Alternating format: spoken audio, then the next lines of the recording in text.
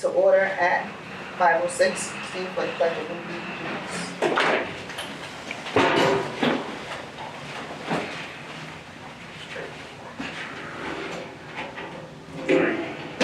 Stuff on that, I don't think we're supposed to see stuff. Oh. I pledge allegiance to the flag of the United States of America and to the republic for which it stands, one nation, under God, indivisible, with liberty and justice for all. Okay, which one do you want to read? The correspondence. I think Eric does. Yeah. We don't have any. Right. Okay. I don't remember it, but I'm gonna pass it out to Eric. Okay. Has everyone had a chance to read the minutes? Indeed, I did. You want to make a motion? I move to approve the minutes for the regular meeting dated May 13th, 2024. Second. All right, all in favor? Aye. Okay, aye. The minutes have passed. Chairperson's report. There is no chairperson's report today. Okay. Next, we're going to go to the chief's report. Okay. So just touching on a little bit of personnel, Officer Jared Emerzian has continued his field training. He's worked with several different officers and worked both days and evening shifts. We anticipate that he'll move to patrol in a solo capacity sometime in August, so we're looking forward to that.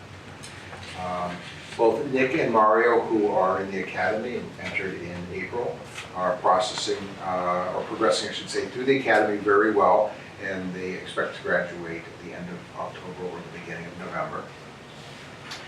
We currently have 3 officers who are assigned to the patrol division who are on extended leave due to work-related injuries, and 1 patrol sergeant who is on maternity leave. And then there's an additional patrol officer who has been out for just over 3 weeks now with a non-work related injury. So that leaves our patrol division short 5 right now, about 18 to 20% of what the patrol force should be. One of the patrol officers has been able to perform some limited modified duty for the last 2 weeks, but it doesn't help with managing the patrol function. But we do have that officer back, and that officer is able to go through some emails since there's been a really long absence, and then started on some other training and stuff like that. So hopefully we'll see that officer back in the next 2 to 3 weeks, full time. Can I stop you for 1 second? Yeah. Is the recorder going? Yes, it is. Okay. It's just not that one. Okay. Yeah. It's broken. Okay, I just wanted to make sure I don't see it. Okay. The 5, does that include the person that's not is sort of back, but not? That includes that person, yeah. So it will be 4 when that person comes all the way? Yes. Okay, it's not 5 plus 1. Correct. Gotcha. So we did have 1 patrol officer return after having been out for non-work related leave for almost 6 months. So he did return around June 10th and back performing all of his duties very well. So just to illustrate, the sort of the struggles that we have with personnel, it still hasn't, we still haven't had. It's still 5. Still have not had a break yet. At least we're consistent. Yeah, been consistent for a few years, and we're hoping to break that. So moving on to some projects, we are currently in the process of the early stages of putting together an RFP for our records renovation project. That's the high density storage project. So creating some workspace in our current records office, and then also creating a better storage place in the current archive section. So we're in the early stages of that, and we've also asked to start the process for advertising to fill that new full-time records position as well. So both of those things are moving forward. And now the deputy chief will address a couple other projects that we've been working on. We recently rolled out our electronic scheduling system, which we started on July 1st. For the most part, it's going well and is well received. There's a few glitches that we're currently working with the company to fix, so that those issues should hopefully be resolved quickly. Axon, we consolidated the 3 Axon products, our body-worn cameras, our dash cameras, and our tasers into one 10-year contract, which will potentially yield a savings of almost $300,000 over that 10-year period, while also obtaining some important improvements. The system will have an auto-tagging feature, and each dash camera will also act in a similar function to the flock camera system. The cameras will alert us under certain circumstances. For instance, if it's a reported stolen vehicle or if somebody's missing, like a missing person, and it's flagged into the system, that will also alert us, things like that. The camera footage will be searchable for a period of time, and we're also currently working on a policy to bring forward to the commission in regards to that. The accreditation, last Friday we began our year 3 remote accreditation review. Our assessor is one that we previously worked with back in 2020. We found him easy to work with, which was pleasant that we saw that he was going to be working with us again. The assessment period will last for 1 week, concluding this Friday. It will consist of a review of 125 policies to ensure our compliance, as well as conducting Zoom interviews on 4 areas of focus, including pursuit analysis, mental health response, our department training, and canine operations. 3 of the 4 interviews were actually held today and went well. The last interview being rescheduled for tomorrow. Any questions in relation to either these 3 projects or personnel? The CALIA is just the document review, it's not when they come in. Right, so When is the that's, next? that'll be the 4-year, that'll be next year, Okay. after the year 4. So they do 25% each year, and so this is year 3, and next year they'll do, so this, the assessor that's we're working with right now, he had come, well, because it was COVID, actually didn't come, but it was our year 4 comprehensive review back then, where it was actually two assessors that came, supposed to come during COVID. So, yeah. Have they been giving you updates with regards to where we are in terms of the evaluation, or are you going to get it all at one Well, yeah, so typically, it was scheduled to start on Friday, and we haven't, it looks like it's been, hasn't really dive into it until really today. He's gotten into it, and then conducted the interviews. So they'll typically give us an overview of, as things are going and how it's looking, and if there's any issues that come up, then they'll, ask us for, further questions, what have you. But so far, so good. So a lot of these, if you don't hear anything, it's actually a good thing, and then, but they'll give us some feedback throughout the week, and then conclude it on Friday with a kind of a wrap-up session, just let us know how everything went, and if there's anything that needs to be resolved prior to that.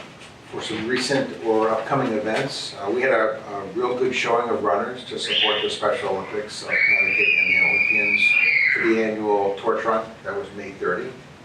This year we had 9 of our members and 1 family member. Did the 2.5-mile jog on Route 44 with members of the Avon Police Department, and we had some Special Olympians this year that ran with us for segments, but we had, I think it was 2 that ran the entire way, which was really nice. Our animal control officer, Deb Clark, presented with the Connecticut Department of Energy and Environmental Protection biologists and ENCON police on 2 occasions, on April 17th at the library, and then once again on July 1st at Henry James. The presentation was titled Be Bear Aware, so people in the audience could ask questions and hear about how to live with the bear safely, and the current information on our bear situation both here in Simsbury and in Connecticut. We were told that the July 1 presentation was recorded by SCTV, so hopefully it'll be there to be viewed at some point. I checked earlier today and it wasn't on there yet, so we're following up with them. Both had good presentations, good public attendance, I should say, and they did a great job. Our Junior Police Academy will be held Monday, August 5th through Friday, August 9th, 9 a.m. to 3 p.m. I think those are the right dates. I'll actually check that as we go through here. But information and application materials are available on our website and on our Facebook page. If you know of any young kids who would like to participate in that. And that's all I have for my report. And what are the age ranges for the junior police academy? Yeah, it's generally like 10 to 13. Okay. It's middle school, so as you enter middle school, so it could be, could be 9, could be 10, could be 12, 13. Okay. Yeah. I have 50 middle kids, middle schoolers that I'm gonna be working with this summer. Today was our first day, so I'm exhausted. Nice.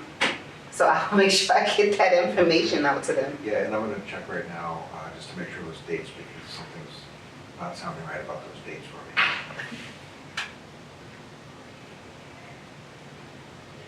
But it's on our Facebook page, and we posted it May 2nd. So, just try to get here as quick as I can. Go past the Chihuahua. It was reunited. Okay.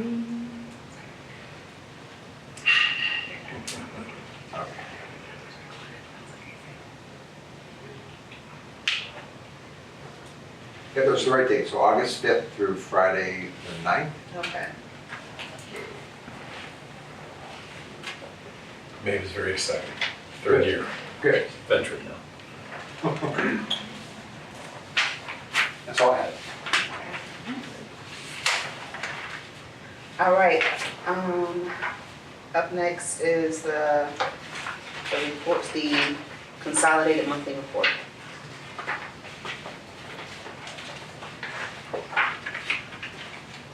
Did everyone have a chance? I did. Yeah. That's an extra copy, but I don't think it's-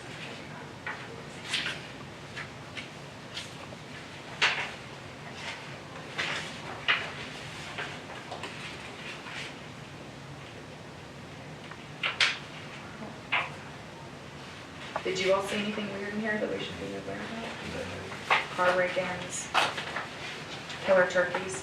It's just my life. At first, I was gonna say that it looked like, from looking at the first one, I didn't realize it was April because I was looking at it on my telephone.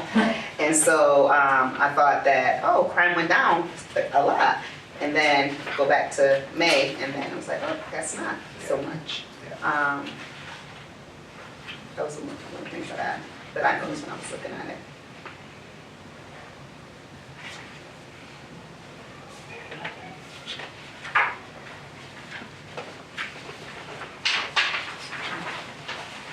Okay. Any questions on the statistic reports? We good with that, too? Yep. Okay. Mama, something? The budget. There was something with the budget in the email saying that it's not. Yeah, so we're still receiving invoices in, so Okay. we just printed off as a general, just to show you sort of where we are. Okay. But it's not gonna be true to date to the end of the year, because we're still processing invoices. But just as an example, as you can see in the police budget, we're at 93% expenditure. So there'll be some more things that will be coming in. What you will not see a drastic change to is the first line there with the full-time account. So there'll be, that will probably end up running right around 90% or 92% usage, because we get so many vacancies throughout the year. And the overtime is probably the same. It'll be a little bit higher than what it currently is, yeah.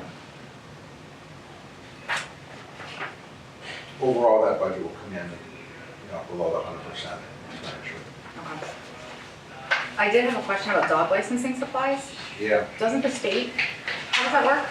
Refresh my memory, So please. no, we have to purchase, the town has to purchase the forms and the tags and things like that. There will be a change to this coming year where we're not paying out. It was kind of an odd way of Right. showing what we were doing. So it's changed for this coming year, but we do still have to pay for. And it's under the police, the animal control budget, not the Correct. town. Clerk, right, it's under the animal control. Oh, all right. Yeah, it's been there for as long as I can. Yeah. I thought it was the supplies that threw me. I was like, wait, what? That was my only question. I don't have anything else. Okay, nothing? All right, Okay, moving on to new business. Is there any new business? I got nothing. Nothing. I have one thing I wanted, and I was kind of alluding to a conversation I was having with her, that I think that we should talk about possibly breaking for the summer and then reconvening only when there's like a special session that we need to have, especially with folks going on vacations and stuff like that. It makes it really hard. I don't know what you guys. Historically, we have not had meetings throughout the entire summer. I mean, they've been scheduled, but Mhm. given the same reasons that you're giving, there's often, July or August meetings that's postponed or missed. Mhm. It's fine with me. You guys are okay? We'll start back up. So we need to make a motion to, somebody want to make a motion for that? Oh, for the meeting? Wait, what do you To break for the summer, like, I guess not this year because we already have it scheduled for August, right? Right. So I suspect we'll end up having a stroke, get rid of the August meeting with the word that means get rid of it. And cancel. Yes, and then schedule a special meeting when you have a candidate. Yes. Okay. Yeah. We'll coordinate with the board to see when Okay. you can meet. We are expecting a few weeks, or a couple weeks, Okay. that we'll be ready. Hopefully we'll know much sooner than that, but we're just waiting for the end bit of the background investigation, and they can come in. Okay. And then if, hell breaks loose, we just call us in for a special session, so. Yeah. So when we set the schedule in January, Mhm. we should just, I think we always scheduled them in case, and then with the thought that we were gonna cancel them if there was nothing happening, but anyway. Poor use of Jen's time. Just send us an email to try to coordinate. So, when you're respectful of her summer too. Fair. Alright. So, do we need to make a motion on this or no? No, I don't think so, because I will come up, well, we've already got the one on the calendar, so Yeah. because because it already went out, it would be canceled. Okay. And then if we need to schedule a special meeting, then you have to do that 24 hours notice and so forth, Okay. but. All right, that concludes new business, and now we have old business. Possible executives, glasses back. Possible executive session pursuant to CGS section 1-206 to discuss contract negotiations. So we need to move